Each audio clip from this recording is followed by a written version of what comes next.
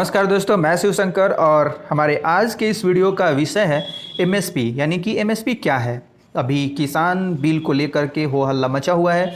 उसमें यह कहा जा रहा है किसानों से कि एमएसपी ख़त्म होने वाला है। तो एमएसपी है क्या, यानी कि यह समाचार में अभी क्यों बना हुआ है, एमएसपी कब से शुरू हुआ, कब से किसानों को एमएसपी दिया जाने लगा, इन सभी बातों का हम इस पूरे वीडियो में अध्ययन करेंगे और जो गलत तथ्य हैं उनका खंडन करेंगे। एमएसपी यानी कि मिनिमम सपोर्ट प्राइस, ये क्या है सबसे पहले बात करेंगे। ये भास्कर का आर्टिकल है। एमएसपी क्या है जिसके लिए किसान सड़कों पर हैं और सरकार के जो नए कानून हैं उनके विरोध कर रहे हैं। क्या महत्व है किसानों के लिए एमएसपी का, इस पूरे वीडियो में हम बात करेंगे। तो मिनिमम सपोर्ट प्राइस यानी कि किसानों के लिए ये फिक्स्ड एश्योर्ड प्राइस होता है।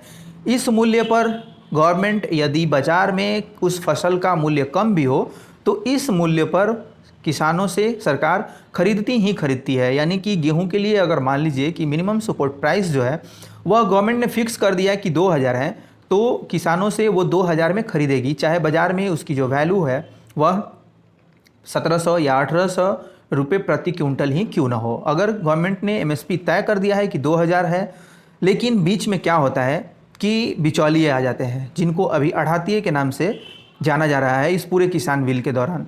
तो अब ये कहा जा रहा है कि वो आढ़तिये जो हैं यानी कि जो बिचौलिए हैं वो किसानों को समय पर पैसे दे देते हैं। अब उन बिलों का विरोध किया जा रहा है कि जो गवर्नमेंट अभी नियम बना रही है कि जो किसान हैं वो डायरेक्ट जो कंपनीज हैं और जो बड़ी बड़ी कंपनियां हैं या जो फैक्ट्री हैं उनसे डायरेक्ट क्या कर सकती है, अपना एक करार कर सकती है, यानी कि एग्रीमेंट कर सकती है अपने फसल का, और वो किसी भी बाज़ार में अपने राज्य से बाहर निकल करके भी वो किसी भी राज्य में उसको बेच सकते हैं। तो अब ये इस बात का भ्रम है कि इतना कुछ करने के बाद क्या गवर्नमेंट पूरा जो एमएसपी सिस्टम है यानी कि मिनिमम सपोर्ट प्राइस है इसको ख़त्म करने वाली है इतना फ्रीडम दे करके किसानों को, या ये झूठ है।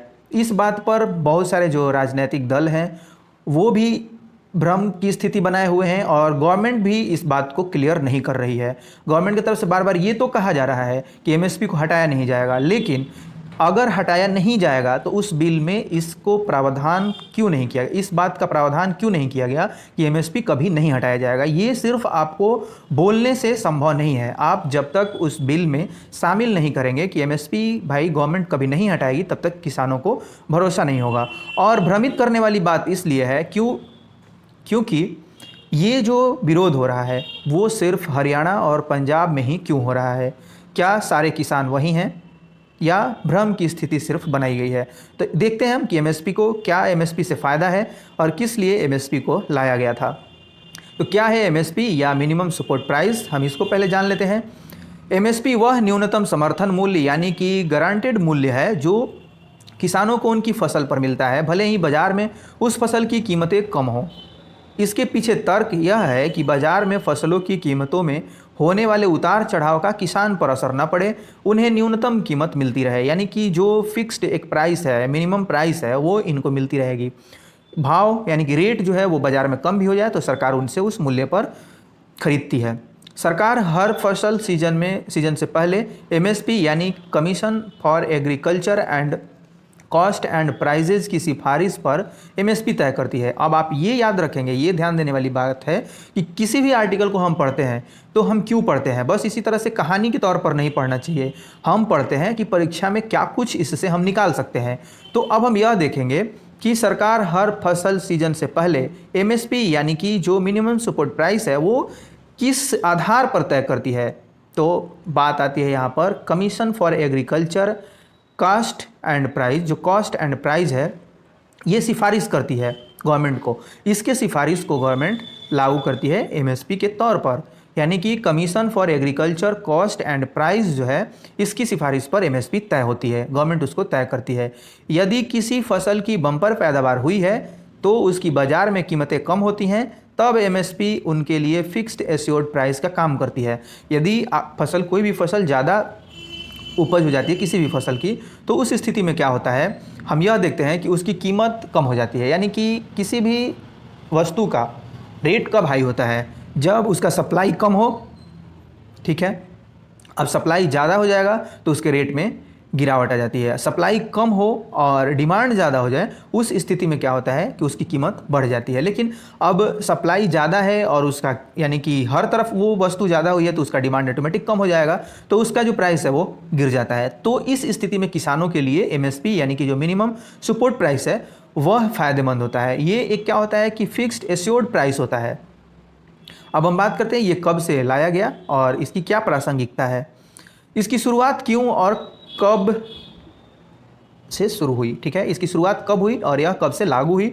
1950 और 60 के दशक में किसान परेशान थे। किसानों की परेशानी को देखते हुए क्या किया गया, इसको लाया गया। यदि किसी फसल का बम्पर उत्पादन होता था तो उन्हें उसके लिए अच्छी कीमतें नहीं मिल पाती थी। इस वजह से किसान आंदोलन करने लगे थे, किसानों का आंदोलन शुरू हो जाता था। अब लागत तक नहीं निकल पाता था उनको, जो भी फसल उगाते थे, यानी कि उसके लिए लेबर चार्ज होता है, बीज आते हैं और जो अभी उर्वरक, कीटनाशक और जो उनकी मेहनत होती है खुद की, तो इन सभी चीज़ों को वो नहीं निकाल पाते थे बम्पर पैदावार हो जाने के बाद। ऐसे में क्या होता है कि फूड मैनेजमेंट एक बड़ा संकट बन गया, सरकार का कंट्रोल नहीं था कोई भी। उसके बाद क्या किया गया कि 1964 में एल.के. झा के नेतृत्व में फूड ग्रेन्स प्राइस कमेटी बनाई गई। ये आप याद रखेंगे क्योंकि जो भी न्यूज़ में चल रहा होता है उसके आधार पर क्वेश्चन तैयार किए जाते हैं एग्जामिनेशंस में। तो 1964 में क्या किया गया, एल.के. झा के नेतृत्व में फूड ग्रेन्स प्राइस कमेटी बनाई गई। झा कमेटी के सुझावों पर ही 1965 में भारतीय खाद्य निगम यानी कि food corporation of India (FCI) की स्थापना हुई और एग्रीकल्चरल प्राइजेस कमीशन बना। ठीक है, एग्रीकल्चरल प्राइजेस कमीशन बना यानी कि APC बना इनके सिफारिश पर, और उसके बाद ही एक रास्ता प्रशस्त हुआ MSP का। इन दोनों संस्थाओं का काम था देश में खाद्य सुरक्षा का प्रशासन। ठीक है, इनका पूरा काम क्या था, इन दोनों संस्थाओं का खाद्य सुरक्षा का प्रशासन करने में मदद करना। FCI वह एजेंसी है जो MSP पर अनाज खरीदती है। जितने भी FCI के गोदाम आप बड़े बड़े देखते हैं उसमें क्या होता है कि MSP पर ये उस गोदाम में माल खरीदते हैं, यानी कि माल के कहने का मतलब यह है कि जो कृषक से उनके गेहूं, चावल और जो भी उनके आइटम्स होते हैं, एग्रीकल्चरल आइटम्स होते हैं, ग्रेन्स होते हैं, उनको वो खरीदती है और गोदामों में स्टोर करती है। पब्लिक डिस्ट्रीब्यूशन जो सिस्टम है यानी कि PDS है, इसके जरिए जनता तक अनाजों को रियायती दरों पर पहुंचाती है। FCI का ये काम है। ठीक है, PDS यानी कि पब्लिक डिस्ट्रीब्यूशन सिस्टम, जो अभी आपको मिलते हैं, जो राशन की दुकानें यानी कि जो आपको अभी कोरोना पैंडेमिक के दौरान आप देख रहे हैं कि राशन मिलता है। अब हम देखते हैं कि MSP के तहत वहाँ पर PDS के थ्रू पहुँचाया जाता है FCI के गोदामों से माल को। अब हम क्या देखते हैं कि PDS के तहत देश भर में करीब 5 लाख उचित मूल्य दुकानें हैं। ये जो डीलर होते हैं यानी कि कोटा जिसको बोलते हैं, उसको दुकान बोला जाता है, उसको दुकान ही बोला जाता है, लेकिन अमूमन हम बोलचाल की भाषा में उसको कोटा या डीलर ऐसे बोल देते हैं, जहाँ से लोगों को रियायती दरों पर अनाज बांटा जाता है। अब APC का नाम जो था वो बदल करके क्या कर दिया गया, 1985 में CAPC किया गया। ठीक है, अब यह कृषि से जुड़ी वस्तुओं की कीमतों को तय करने के लिए नीति बनाती थी और उसमें सरकार का मदद करती थी। अब बात करते हैं MSP का किसानों को किस तरह से लाभ हो रहा है, किस तरह से उनको लाभ होता है, इस पर बात करते हैं। खाद्य और सार्वजनिक वितरण मामलों के राज्य मंत्री राव साहब दानवे पाटिल ने 18 सितंबर को राज्यसभा में बताया कि 9 सितंबर की स्थिति में रबी सीजन में गेहूं पर MSP का लाभ लेने वाले 43.33 लाख किसान थे। यह पिछले साल 35.57 लाख से करीब 22% ज़्यादा थे। यानी कि आप देख सकते हैं किस प्रकार से लाभ हमें मिलता है। राज्यसभा में दी गई जानकारी के अनुसार पिछले 5 सालों में MSP का लाभ उठाने वाले गेहूं के किसानों की संख्या दुगनी हुई है। ठीक है, यानी कि जो गेहूं पैदा करने वाले किसान हैं उनकी संख्या दुगनी हो गई है। 2016-17 में सरकार को MSP पर गेहूं बेचने वाले किसानों की संख्या 20.46 लाख थी। अब इन किसानों की जो संख्या है उसमें बढ़ोतरी हुई है 112% से ज़्यादा।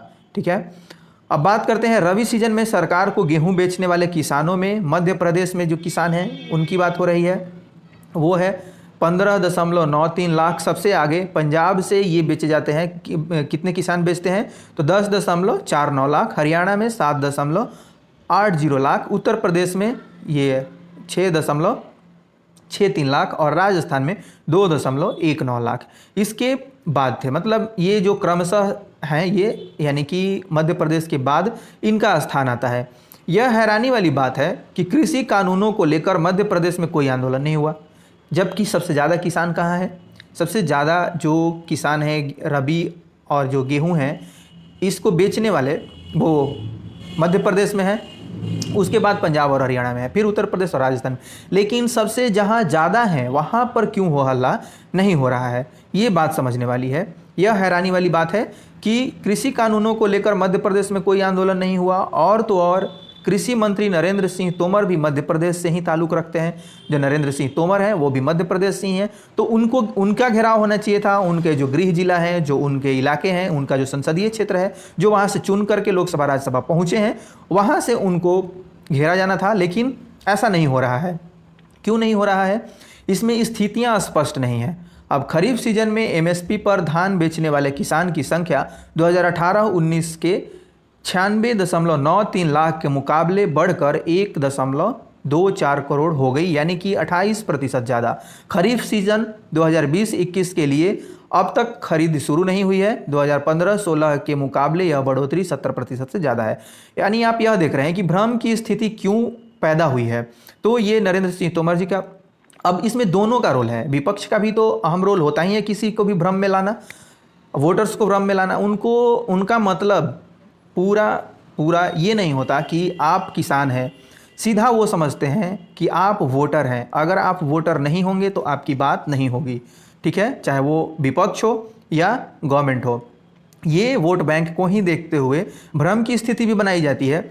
और अभी क्या है कि विपक्ष के द्वारा भ्रम की स्थिति बनाई गई है और गवर्नमेंट के द्वारा इसकी स्थिति साफ भी नहीं की जा रही है। तो दोनों ही स्थिति में फंसा कौन है? तो वह है आम इंसान और किसान। इसमें से किसी का भी कुछ फ़ायदा नहीं होने वाला है। बंद में और जो भी आंदोलन होते हैं उसमें हमारा ही टैक्स बर्बाद होता है।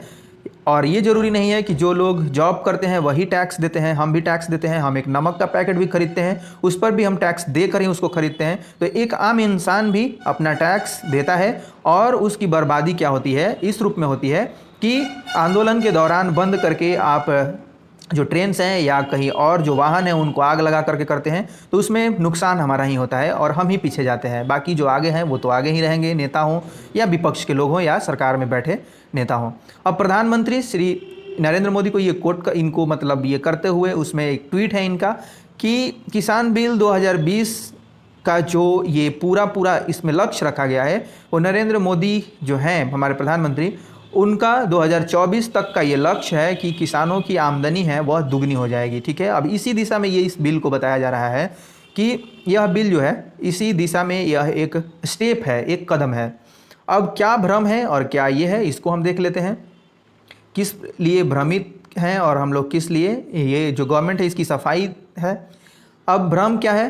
तो बिल किसान विरोधी है क्योंकि इसमें सुरक्षा नहीं प्रदान करता है, क्योंकि उन्हें किसानों को सुरक्षा नहीं प्रदान करता है। अब सच क्या है? इसमें यह बताया जा रहा है कि एमएसपी के सुरक्षा, एमएसपी को यानी कि ख़त्म नहीं किया जाएगा, एमएसपी को बिल्कुल सुरक्षित रखा जाएगा। ये सभी गवर्नमेंट का एक आपका दिया हुआ आश्वासन है। अब इसमें फिर से भ्रम की जो स्थिति है, कृषि बिल साजिश है किसानों को न्यूनतम समर्थन मूल्य यानी कि एमएसपी के सुरक्षा जाल से बाहर निकालने के लिए बहुत सारे लोग इसको बता रहे हैं, लेकिन गवर्नमेंट कह रही है कि हम भी बाहर नहीं लाएंगे, एमएसपी हमेशा रहेगा।